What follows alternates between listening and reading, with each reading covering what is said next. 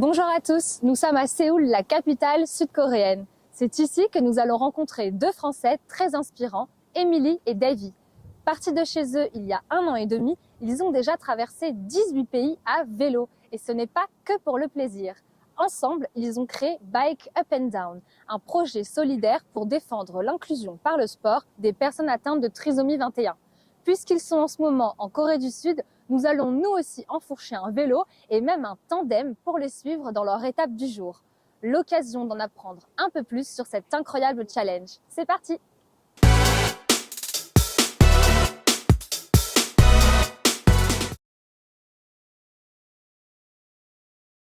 Bonjour, Émilie et Davy du projet Bike Up and Down. On est à Séoul, en Corée, c'est marqué derrière. Donc notre projet, c'est de mettre en avant l'inclusion par le sport des personnes en situation de handicap mental tout le long de notre route à vélo majoritairement de France jusqu'en Nouvelle-Calédonie. Alors on a choisi de défendre cette cause parce que le handicap mental, c'est souvent un sujet dont on parle peu. On parle plus du handicap physique, mais le handicap mental fait peur souvent, donc on voulait le mettre en lumière. Ce qui nous a rapprochés de la cause du handicap mental, parce qu'on défend plus amplement le handicap mental, c'est le sport et l'amour qu'on a dans nos voyages de rencontrer les populations.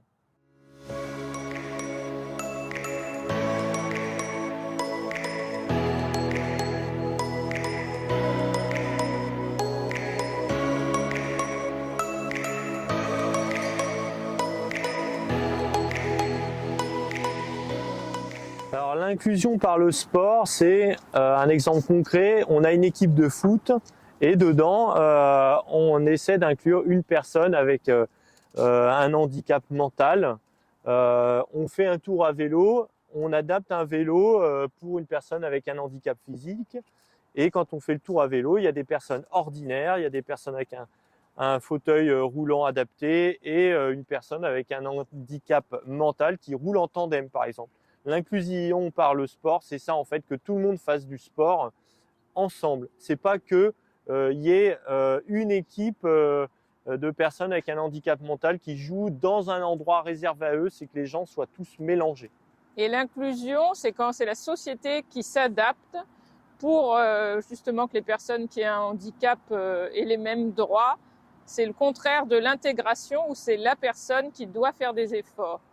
On a choisi le trajet à vélo donc de Blois à Nouméa en Nouvelle-Calédonie parce que Blois c'est la ville où on s'est rencontrés, où on a travaillé et qui nous a soutenus pour notre projet. La mairie de Blois nous soutient pas mal et la Nouvelle-Calédonie est une île française la plus éloignée de la métropole. Alors pour choisir notre itinéraire, on a essayé de prendre des pays dans lesquels on n'était jamais allé. C'est notamment le cas pour l'Asie centrale, parce que c'est vrai qu'on a décidé de passer par un itinéraire nord, alors qu'on aurait pu passer par Iran, Pakistan, Inde. Mais on avait envie d'être sur la route de la soie, parce que c'est une route des nomades, comme on l'est aujourd'hui.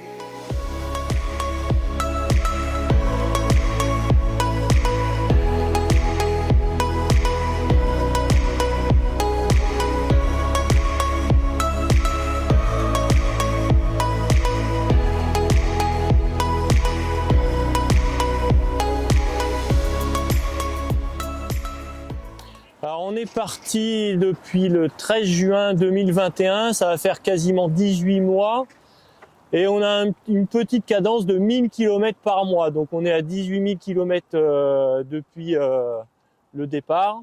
Pourquoi on a choisi de faire Blois-Nouméa à vélo? Alors à vélo c'est un voyage lent, on a le temps de rencontrer les gens nous arrêtent sur le bord de la route. Ça a été très flagrant en Asie centrale, depuis la Turquie, tout le monde nous arrêtait facilement.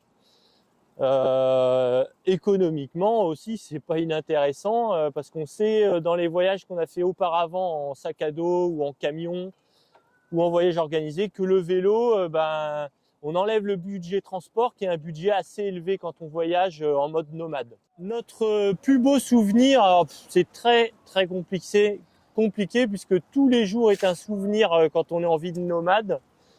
Pour moi, mon plus beau souvenir, ça a été le challenge de traverser les steppes du Kazakhstan avec souvent du vent de face, où on a roulé pendant 3-4 jours, dormi dans la tente sans se laver, bien sûr, parce qu'il n'y avait pas d'eau, où on roulait chacun avec 10 litres d'eau sur les vélos. Ça, c'était mon plus beau souvenir. Mais Émilie n'a pas le même. Donc j'ai un autre souvenir marquant. C'était quand on a longé le mont Ararat, donc c'est dans un parc national. Alors le mont Ararat, c'est un mont mythique avec l'arche de Noé. Et ce jour-là, on avait un grand ciel bleu, un beau soleil. Et cette grande montagne enneigée, c'était vraiment magique. Au niveau du handicap, on a aussi un super souvenir avec Amir. Donc Amir, c'est un jeune ouzbek de 15 ans qui est porteur de trisomie 21.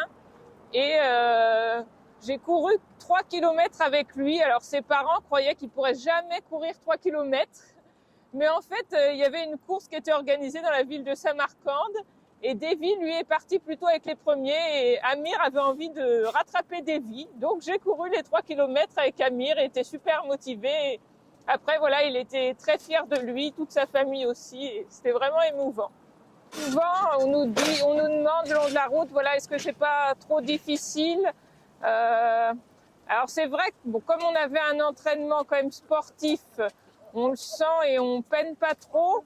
Mais il y a certaines périodes, comme en Ouzbékistan, où on a eu jusqu'à 47 degrés à l'ombre. Là, c'était vraiment très très dur, d'autant que la dernière partie était en plus chaude et humide. Et comme il y avait une hospitalité débordante dans ce pays, en fait, on était tout le temps invités, même le soir, ils venaient nous voir à 22h sous la tente pour nous inviter à manger et tout.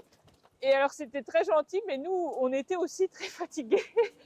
Et on est sorti de ce pays un peu épuisé, mais on a été revigorés voilà, par les montagnes et la fraîcheur du Kirghizistan.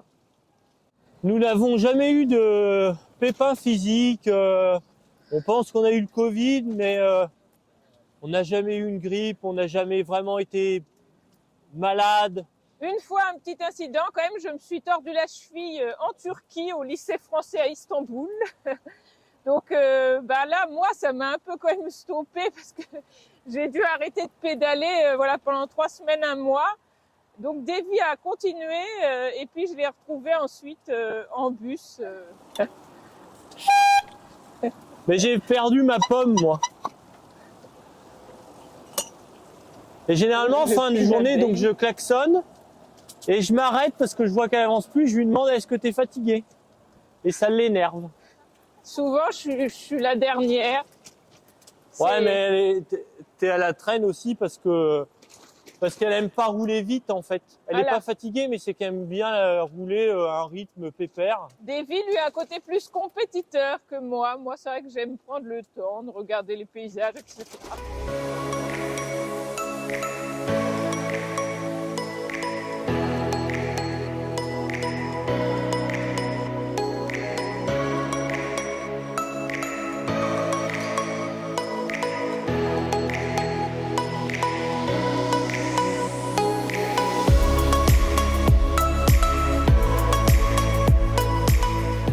Quand on arrivera à Melbourne, je ne sais pas si tu as vu, donc il y a Paul qui nous a répondu, il pourra nous héberger sur Warm Shower. Là. Oui, on a de la chance. Donc, Vu ça, le prix des bien. hébergements à Melbourne, puis en plus on sera avec un local. Voilà, on peut rester 6 nuits en plus. Donc, et après, le 17, on aura le rendez-vous avec le directeur de Down Syndrome Australia. Alors pour pouvoir porter notre projet, en fait, chaque fois, avant d'entrer dans un pays, on contacte l'ambassade de France, les alliances françaises ou instituts français, toutes les associations qu'on trouve sur Internet autour de la trisomie ou du handicap mental.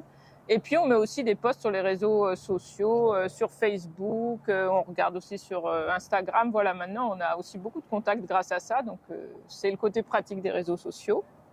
On fait aussi des recherches sur Internet en français, en anglais et dans la langue du pays sur tout ce qui est autour du handicap mental avec des mots-clés. Et donc on a, après, une fois arrivé dans le pays, on a un côté découverte de l'inclusion dans le pays, où on va rencontrer les associations, où on essaie vraiment de comprendre comment ça fonctionne. Et puis un côté aussi événements de sensibilisation, par exemple un tour à vélo avec donc une association, le maire de la commune, une association par exemple de cyclistes classiques. Donc ça, c'est des événements en général qui sont médiatisés, donc c'est bien pour sensibiliser le grand public. Et on va aussi sensibiliser à travers l'éducation. Donc on va ça peut être de l'école primaire jusqu'à l'université. Au niveau des chiffres, c'est vrai on se rend pas trop bien compte. Même nous aujourd'hui, on se rend pas trop compte de tout ce que l'on a fait, parce que on a quand même fait Blois, Almaty, donc au Kazakhstan, uniquement à vélo. On met un point d'honneur quand même à n'avoir pris que 2 fois le bateau pour traverser la mer Noire et la mer Caspienne. Et on a pris une fois un train pour faire 400 km pour un problème de visa en Ouzbékistan. Et tout le reste, on l'a fait 100% vélo. On n'a pas fait de stop.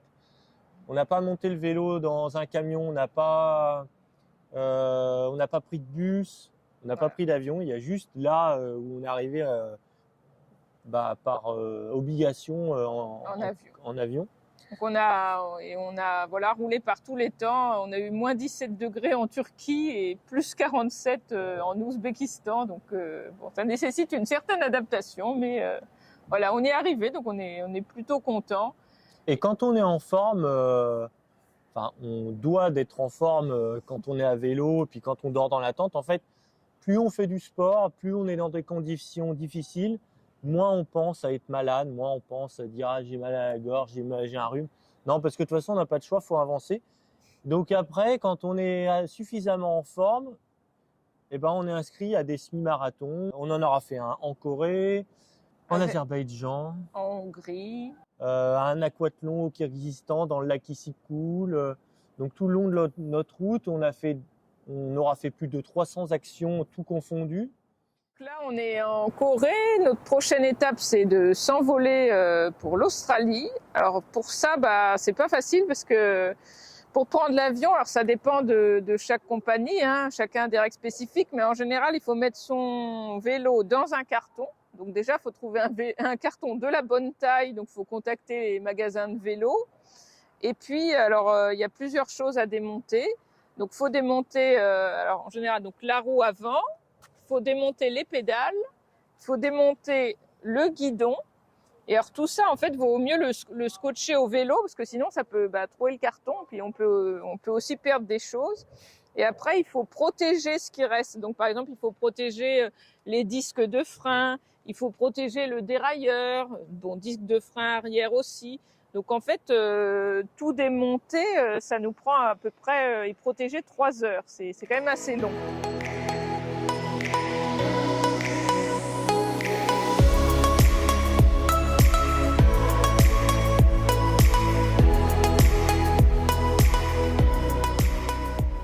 La fin, c'est d'arriver donc en Nouvelle-Calédonie, mais c'est un petit peu faussé parce qu'on va prendre l'avion, mais bon, de toute façon, c'est ça l'aventure aussi. On n'avait pas prévu que la Chine n'ouvrirait pas ses portes, donc il faut savoir dire c'est pas un échec. On arrivera à la fin puisqu'on a Anoki, qui est un petit garçon de 2 ans porteur de trisomie 21, qui nous attend avec toute sa famille et qui est l'ambassadeur de notre projet à Nouméa. Donc voilà, c'est une motivation d'arriver à Nouméa et d'avoir un petit garçon porteur de trisomie qui nous attend. On va rester en Australie pendant 1 mois et demi, 2 mois. Le 15 janvier, on compte bien arriver en Nouvelle-Calédonie. Et on va rester quasiment 1 mois et demi en Nouvelle-Calédonie pour continuer les actions. On est hyper attendu en Nouvelle-Calédonie, on est super content. Et après, c'est pas fini parce qu'on va rentrer en avion à Paris et on va rentrer à Blois en vélo en plein hiver. Pour arriver symboliquement le 21 mars 2023, donc c'est la journée mondiale de la trisomie 21. À Blois. Donc la vraie arrivée, c'est pas la Nouvelle-Calédonie, on va continuer encore un peu en France. Voilà, merci à vous. À bientôt.